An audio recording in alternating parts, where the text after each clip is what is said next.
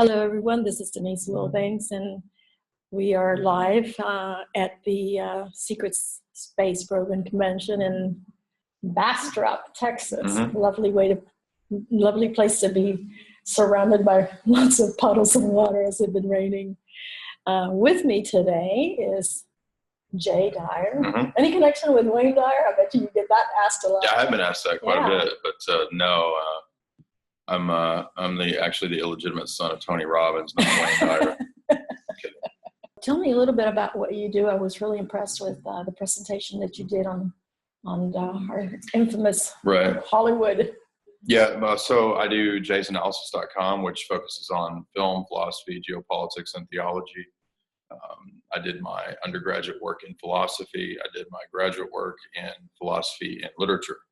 So I look at the interplay between everything from psychological warfare, covert operations, and how the government approaches propaganda to how that plays out in the film world. So I look at a lot of symbolism in film. I look at philosophy in film, and I look at my undergraduate. I did a double in philosophy and history. So I also look at a lot of what reality and history actually was, and then how Hollywood takes it and portrays it and spins it and uses it in different ways to convey whatever the message may happen to be. So that's what I usually focus on at my website. But there's actually only about 100 film reviews that I've written, analyses, and then the other 500 or 600 articles I've written are mainly geopolitics, the metaphysics, philosophy, religion. So it's that, but the film reviews actually tend to be what brings most of the traffic to the site. So what are some of the key things that you kind of put your little antennas out there for and hone on as you study whatever cinematography is presented to us? Is there any kind of formula that you follow, or anything that you let your nose lead you through it? Well, I have a somewhat of a methodology that I follow, where I will watch each film about 3 times, and I always take notes. So every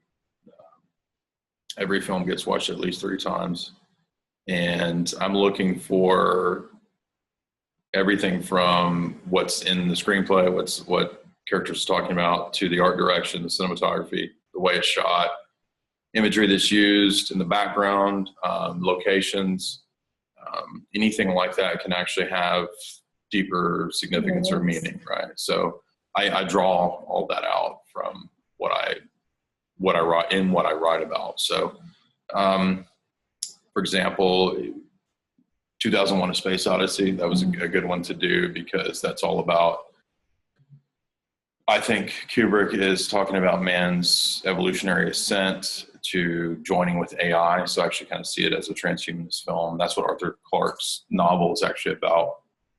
But I mean, there's all kinds of other films that I do that have done really well. I did Interstellar, and that one went viral, so I got a lot of traction. And I noticed you focused on 007 in here a little bit, so that was kind of a classic.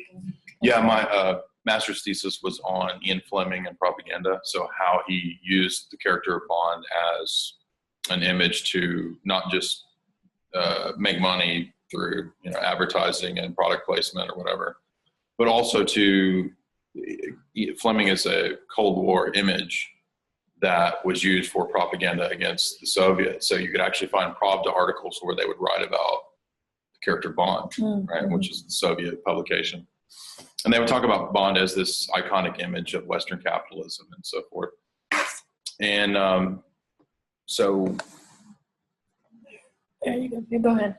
So that's a great example of something that I talk. But I've written on a lot of the Bond films, and if you get to the more modern incarnations with Skyfall or the coming film Spectre, I'm looking at the way that Fleming, and then the new writers, Fleming didn't write the new ones, obviously, but I'm looking at the way that they use numerology. For example, in You Only Live Twice, Bond takes on a new number. He's no longer 007. He actually becomes 777. So that has a lot of significance in different esoteric and occult circles.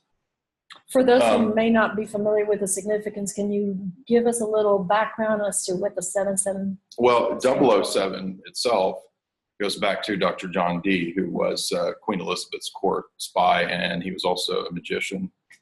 So he was a court astrologer, and he was writing on, or he would everything he would write to Elizabeth, he would sign with a 00 and then a 7 going over it. So that was his sign to Elizabeth, that was from him and not some other person.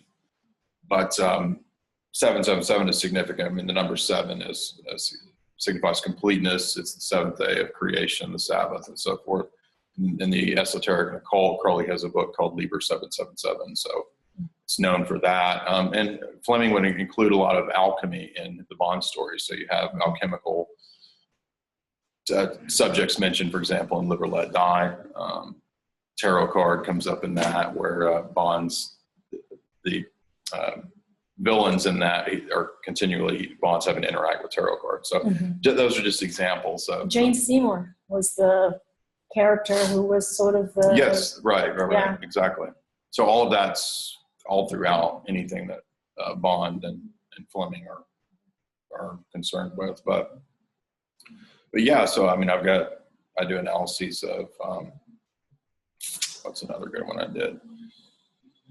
A lot of 80s stuff, which I grew up in the 80s. So I did Donnie Darko, Labyrinth, Jim Henson movies, these kinds of things. And it's resonated with people. They like, if you're my age and you grew up in the 80s, people love reading film analyses about those kinds of movies, Jim Henson movies. What are some of the other things? Because recently I saw a lot of the 922 sequencing. I can't remember what movie that might have been, but timers that were digital timers that were stopping at 922, really? As if it had, or 923 maybe, as if there was some significance. I saw that a lot in YouTube last month. I haven't seen that. Was wondering. Well, I mean, certainly before 9/11, there were not 911s and everything. Right? This was recently, as in referring to like the Shemitah and all of that, like a month or so ago, the red moons. Oh, the blood moon? Blood moons. So I was wondering. I don't really think there's anything to the blood moon. No. Although my period did start on the blood moon. It's a joke. What's the agenda trying to sell us underneath all these images? Good question. I think that it's about, it's multiple levels. Yeah. Right. So one level is advertising, making money, getting people into the theaters. Another level is conditioning people, mass conditioning through different, it's social engineering, operant conditioning, I think, as we speak of it in psychology and psychiatry. So if you can actually implant in the subconscious of people different archetypes and manipulate those archetypes to where, I don't know if you've ever seen the documentary Powered Nightmares. It's a really good documentary, and he talks about how the Bin Laden character was this, boogeyman, right? And that's a creation. It's a creation of the CIA, of Hollywood, of news and mainstream media. So it's the same way in film. Film participates in the news story, right? So, for example, this Mars mission recently was timed with the release of Ridley Scott's The Martian. So NASA and Hollywood were like working hand in hand. And Ridley Scott talks about this openly in interviews. So it's not anything speculative or that conspiratorial. It's just the nature of mass media and how it works. So what you have is a big conglomeration of advertising, marketing, film studios, mass media, propaganda, all working together for various levels of interest. And so if you can create through fiction your villains, you can also create your heroes, right? So just like we talk about problem, reaction, solution in false flags or mass events or whatever, it's the same thing with film and fiction play an important role in that, because most people don't get their view of life and the world from reading books or from bureaucrats reading facts. They get their information from Hollywood, from fiction, from novels, right? Although I guess people aren't really even reading novels anymore. That it's not with the internet. It's like TV shows now. Yeah. It's Netflix, right? Yeah. I mean, Netflix is what everybody goes to, or The Daily Show. Yeah. So it's almost like everything's becoming kind of a big stage production, including, I mean, Obama was referencing Saturday Night Live skits in one of his speeches recently. So it's almost like Obama is a character in The Daily Show. Right. We live in a big Saturday Night Yeah, Live I always sketch. wonder how is it that a president can land in, Jay Leno and all these things, and It's theater war, yeah. it's all theatrics. So that's why Hollywood's so important. Well, and so let's explore the theatrics. But even back in the Roman Empire, theatrics had its purpose, and the purpose was for distraction. So what is it that we're being distracted from? Yes, absolutely. Virgil's Aeneid was state propaganda. In fact, the state patronized him to write the Aeneid as the myth of the Roman Empire, and it's no different now. Hollywood functions as that Aeneid kind of role. What are we being distracted from? Anything that is meaningful. So as long as you can be doing what's that Jersey Shore? I don't even know these reality shows, but like that's the women love the reality shows, right? Get the wrong girl. Guys are supposed to be into WWF or UFC. Fantasy football is like the big thing guys are into now. So that's massive distraction. My husband's still stuck in Survivor. Okay, there you go. Yeah. So it's like living things out through proxy. So like you're not going to go be a survivor on an island. You're just going to watch people do it. Yeah. Anyway, so we're being distracted from anything meaningful. So that it's a distraction from you going out and doing these things, a distraction from you making your own story with your life, Or even self-exploration, spiritual content, or it's like these big TV preachers that come on, Joel Osteen and these other con men. I think they come on and they talk. John Hagee. They come on and they talk about. You can have church in your living cable room. TV, right? But no real spiritual connection to anything else. So I see it as just a big fraud, a big scam. Yeah. So, how do we turn this around? Where's the on and off switch for us in an intellectual and spiritual and how do we create discernment to know what's fiction? Because it all almost begins to blend in together. The mind really doesn't know how to distinguish, particularly when as you say, when you begin to live by proxy, you begin to take on the world, So we're so embedded into the matrix. How do we get out? The only way out is to subscribe to my site and give me all your money. Kidding. Let me just write my check too. Write me a big fat check and I'll tell you whatever you want to hear. Kidding. Sure. That would be the Joel Osteen type approach. Yeah. How do we get out?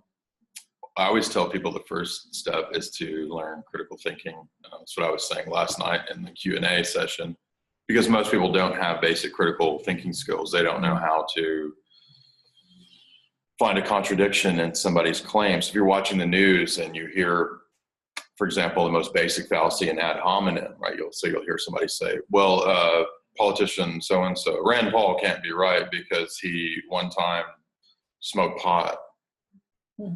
Well, smoking pot has nothing to do with whatever. Almost all of them have smoking pot. Right. No, that has nothing to do with like what the present topic is, right? So that would be an example of a simple fallacy that you would know is not a valid argument. And if you knew critical thinking, you'd be able to toss that out, sparse it, ferret that out and say, that's bad reasoning, bad logic. And I know that sounds kind of basic, but you would be surprised how many people don't have basic critical thinking and reasoning skills. So they're not able to recognize an ad hominem, not able to recognize a contradiction. And once we can recognize those things, we're a lot better equipped to process the never-ending, infinite flow of information that we're bombarded with every day. Now, you say you have a background in philosophy. Personally, I tend to see these films as an agitation of polarity. In other words, there is those who believe in this range, say, let's just call it positive polarity for sake of conversation, and those who are in the negative polarity, and there's just some agitation of thought processes. So when they sell us movies that the aliens are coming, there is what I call fear porn. So that's an agitation of an emotional state that is supposed to do a particular, like an imprint on a psychic, on a consciousness level, so that we have this sort of hair stops standing on end, we start stockpiling food and whatnot. And so you go into this very... there was a guy talking about like getting guns to fight the aliens. Yeah. I mean, come on. It's like, what's a gun going to do against an alien? You know, so what is it that they're trying to incite by some of these, these tools of mental... Well, what if you make people scared, then they don't think critically. Like I was saying, they just react, right? They just have a reaction. Exactly. And I think that's what the purpose of that is to get people to emotionally react to something. And then if you emotionally react, then you're just that more manipulable. You're putty in the hands of the state, essentially. So the best way out of that, again, is to learn to critically think, shut off the emotional responses to things that you see in the media. When you see the big terror event of the week, the daily shooter or whatever, when you see that event, rather than immediately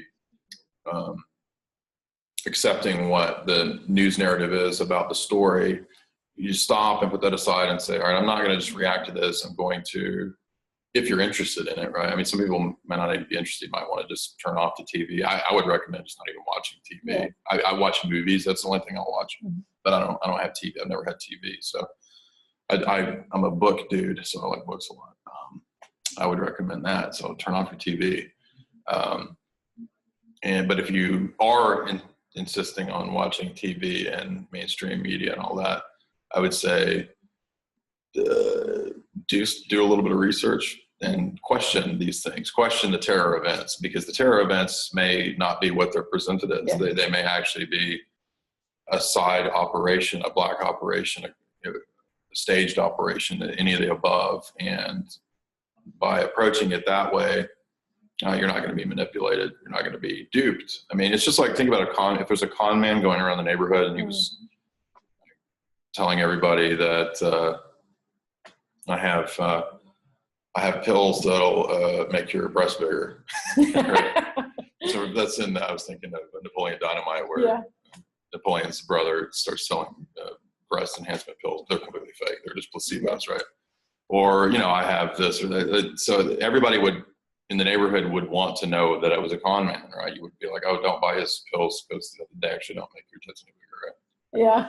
I'm being silly, but it's amazing what the placebo effect can do.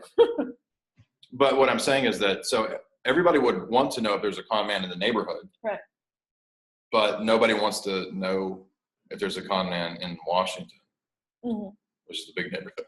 Yeah. Right? So we have to recognize that the government is basically a bunch of con men. Yeah. And you can't believe what they say. And the other side of it is, to what extent does our society want to just stick their head inside of the sand and play ostrich and just say, talk to the hen, I don't believe what you're saying. I don't care what you're saying.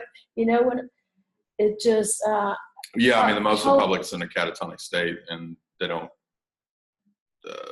it's too encumbering to want to think about these things. Yeah. Don't put that on me. Again, that's critical thinking. That would take too much work. Yeah, it's much easier to just pull the covers over my head.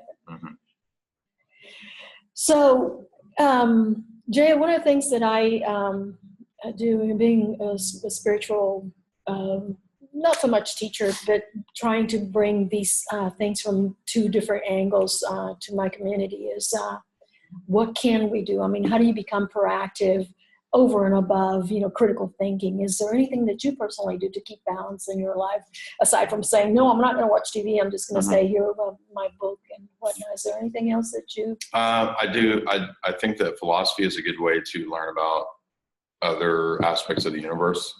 So with new atheism through Dawkins and Hitchens and Dennett and all these people, they're really wanting to instill in everybody this rank materialism, right? So we have to believe that there's just the material universe, nothing else, no higher dimensions, no spiritual realm, no nothing but matter and here and the now.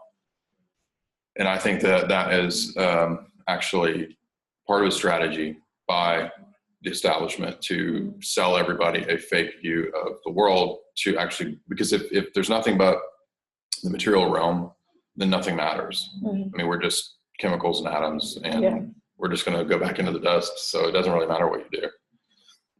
And that radical materialism is a good way to make you, it's another way to make you pliable for social engineers and the corporate state. Yeah. So the way out of this is to understand that most of what we're told, like in public school, about how the universe is, and when we go into college with mainstream physics, that we learn that, you know, it's just this never-ending flux of bouncing atoms. That's not true. So the reality is not at all that way. It's much closer to the way, say, Plato talked about reality, with there being higher levels of substructure, that higher or lower levels of what undergirds reality, right? So Plato talked about the realm of the forms. And I think that modern physics, that's like quantum physics, is much closer. Like Werner Heisenberg has a famous quote where he says that when I studied the subatomic level of reality, what I saw was geometric forms. Planck structure. Mm-hmm. Mm-hmm. So that means that reality is highly structured. It's not chaos and flux. It's very structured, ordered. Mm-hmm. Even though at our level of reality, we look out and we see trees, you know, it kind of has this, it looks like it's variant and random. It's actually not. Mm-hmm. And that is contrary to the mythology of the new atheists and the materialists. So philosophy can help you deconstruct, like I was talking about critical thinking earlier. You can actually apply this to physics and reality. You can deconstruct how it's impossible for materialism to be true. So one way you could say materialism is not true is that, well, if materialism is true, what is that? What are the implications of that?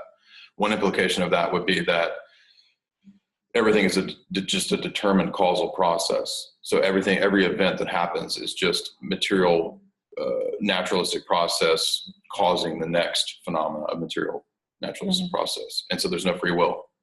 Well, if there's no free will and there's no consciousness, no volition, then that means that the discovery of materialism was just a predetermined chemical reaction.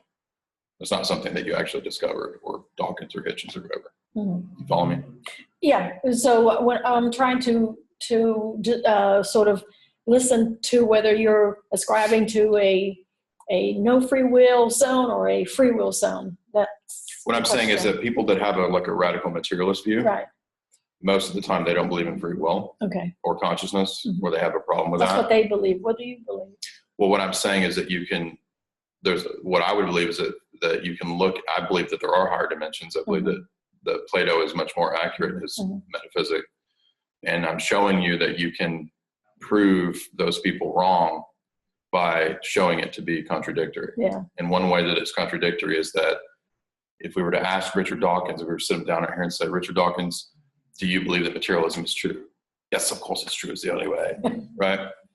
Then I would say, do you believe that you in your mind discovered this?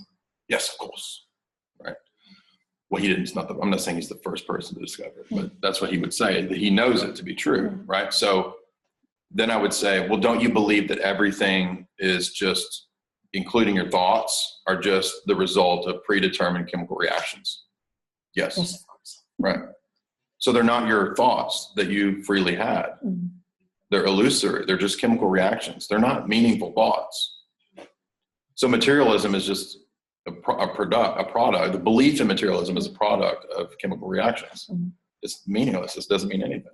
Right. So it's contradictory. Yeah, definitely. And luckily I don't ascribe to that philosophy. I go into the side of that we are in a free zone, a free will zone, and that we determine our own thoughts and we determine our own choices and actions and and you have to have a person. You have to have a person, the philosophy of the human person, to believe that. Mm-hmm. And those thinkers don't have that. So, but if you do have belief in the soul, psyche, human person, the nous, the Greek term for the faculty by which we know God in the higher realms. Mm-hmm.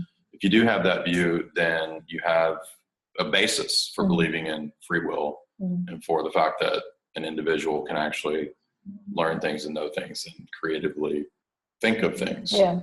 If you have a materialistic view, you have no reason to believe that. Yeah, you have not only the basis, but you have a backbone to be able to stand upon your own self and 2 feet and say, okay, here's It also provides a basis for human rights, so-called. yes. Because if I'm just muck, then the state has the right to determine when you're a person. And so we actually see philosophers like Peter Singer saying this. Peter Singer says, well, animals are just less evolved humans, and we don't call them persons. So personhood is not an actual quality that you possess. It's something that's accorded to you by the social order.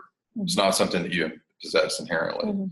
And therefore the state should be able to determine at what age or what person or what stage you're accorded personhood. And Singer even thinks like up to age 3 or 5, right? So the problem is that once you give that power over to a centralized authority, then we can look at past regimes and empires that have had that authority. And they always turn it into this control mechanism where they say, oh yes, no one is a person until the state says so, and then you're also done being a person when you're 80 or 70, and we will dispose of you accordingly, right? Have you ever seen Logan's Run? Many years ago. I mean, that's a really old movie. Yeah, right. Yeah. I don't even remember it. I mean, that's the plot of that movie, because the dystopian government has decided that everybody needs to die at 30 or 33. And they have this big grand ceremony where you go and you like float off in this ballet. Yeah. And then you're like incinerated when you're 30. I might be dating myself. You may not remember this movie, but you could, because I'm single, so I'm dating myself. No, I'm talking about. I know what you mean. What was that movie? Soylent Green. Yeah, another great. Oh I like those 70s sci-fis. And that shows the parasitic government, where the corporate state is this big, massive parasite that is feeding. I saw that movie when I was a child. Green is made from people. Right? I saw that movie when I was a child, and it made such a impression on me. But at the same time, it gave me such a contrast, a complete dichotomy of thought, and it really it was almost a catalyst to my personal awakening, even as a child. So. Interesting. Yeah, Omega Man is another good one with Charlton Heston, another one of those 70s Charlton Heston movies that shows quite a bit about society. In that one, it's very much like Plato's Allegory of the Cave, where, do you know Plato's Allegory of the Cave? Okay. Yeah. So in Omega Man, Charlton Heston is like, he thinks he's the last man on earth, but then there's all these people running around who've been infected with some bioweapon disease or whatever. Anyway, he discovers that there is a cure. And he goes and tries to tell all these slaves, zombie people about it, and they don't want it. And that's what happens in Plato's Allegory of the Cave when Socrates goes back. Plato, it's figurative, but whoever goes back to tell the people who are chained to the wall watching the phantasms that, hey, there's actually a sun and a whole world outside. You're actually stuck in a synthetic. You're looking at shadows. Yeah. They want to beat him up and kill him. And the Matrix, is like a classical example. And one thing I would say about these things is that once you're able to objectively look at it, you can definitely see, okay, here's what it is, and see it for what it is, the lies that are being portrayed right underneath your nose. And you're able, to me, I can't speak for the lies. Yeah. But it just, the whole theory, the whole thing just falls down like a house of cards. And I no longer see it. I'm not threatened by it. It doesn't take my energy away. It doesn't, so I don't know, what's it like for you now that you see it from a whole different perspective and say, oh, okay, yeah, I see what the role is here, which is, Isn't it true? David Wilcox has talked about this. They follow the journeys, the hero's journey protocol. I don't know if you've ever heard about that. there's a particular path of, martyrism, and, I go to save the world and then come back. And anyway, there's a particular scheme or schematic. Oh, okay. That they actually the journey the of the journey hero, of or the whatever. hero, yeah.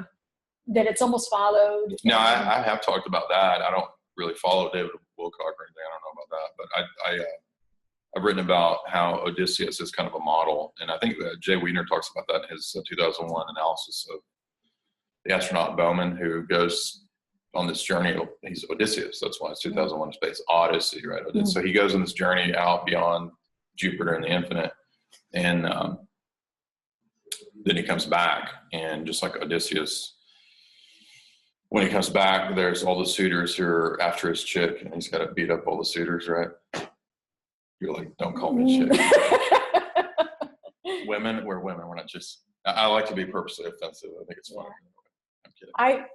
But yeah, no. So the hero's journey is a classic archetype of literature and Western civilization for sure.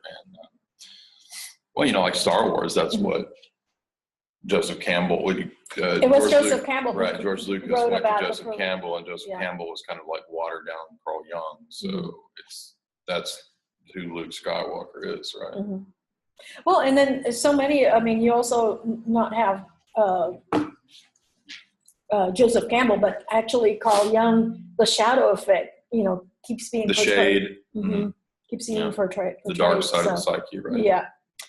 So anyway, in the end, what's your, if you had to, I always ask I've been asking this question quite often. If you had a Harry Potter's magic wand in your hand and you could wave it in the air and say, so here's how it's going to be now, what would that magic potion be, or what would it look like? I was trying to think of I've seen some of the movies, but I've never. But which, by the way, let me tell you, I think the world of Harry Potter's movies. And I'll tell you why. I really believe that J.K. Rowling had a purpose, and it was an awakening purpose. The way I see it, and you might differ in opinion, I see it as a way to empower children on their own innate soul strength. It's basically, she took the little meek child who was being abused by the mother, father, step parents and whatnot, and where he really just flourished in his own spirituality and his own strength. And she actually gave a lot of mysticism into it. I mean, the abracadabra type of thing. I mean, that's actually has to do with manifestation of reality in the plasmatic world that we live in now, which my understanding is that plasma is increasing by leaps and bounds from the etheric realm. Oh, okay. And so when you begin to speak your reality in word, you're putting in place certain vibrational frequencies that begin to manifest. So that's kind of where that came from, and I see a lot of symbolism in it. I kind of like Voldemort. Yeah, well, but I get the sense, I'm part reptilian. Are so you part I can take my nose off, and it's just two little holes like Voldemort. See, you're talking with someone who's a centaur here. So no, seriously. And I'm joking, and that's big jokes. I'm saying, okay, but I'm saying I'm joking. I think I've watched a few Harry Potter movies, and I enjoyed them. I didn't think they were bad. I thought they had ultimately good messages. Yeah. So, I do think people are waking up. Yeah. Yeah. And that's a good thing. Mm-hmm. So. Absolutely. Well, on that note, is there anything that you'd like to tell? Oh, by the way, give us your website and whatnot. I run jaysanalysis.com, which, as I said, is film, philosophy, geopolitics, esoteric, all that. I also do a radio show. It comes on every Tuesday or Friday night on talknetwork.com, with Mike Adams and his new network that he started through Natural News. Mm-hmm. And my show is called Esoteric Hollywood. So if you go to Jay's Analysis, you'll see a film analysis tab, and you'll see all my movie reviews, which is the main bread and butter of mm-hmm. my site. And that's what we do. I have friends that work in media, that writers, authors, artists, and we talk movies. And you're writing a book, or it's about to publish? It'll be out in the spring, yeah. And it's conveniently titled the same as the radio show. So it's Esoteric Hollywood, Sex, Cults, and Symbols in Film. And it'll be out in the spring. And so if you like what you see at Jay's Analysis, you'll like that. Very cool. Well, thank you. I really appreciate that you've taken the time away from this lovely and very informative. It's an adventure. Yeah. For sure. Time, and we'll see if maybe I can put something together in Huffington Post that they will say, okay, yeah, this one we'll let it slide, because not all the interactions that I record and put out there are permissible. You might have to delete that chick part. Yeah. That's fine. I don't care. Well, thanks again. All right. Thank you.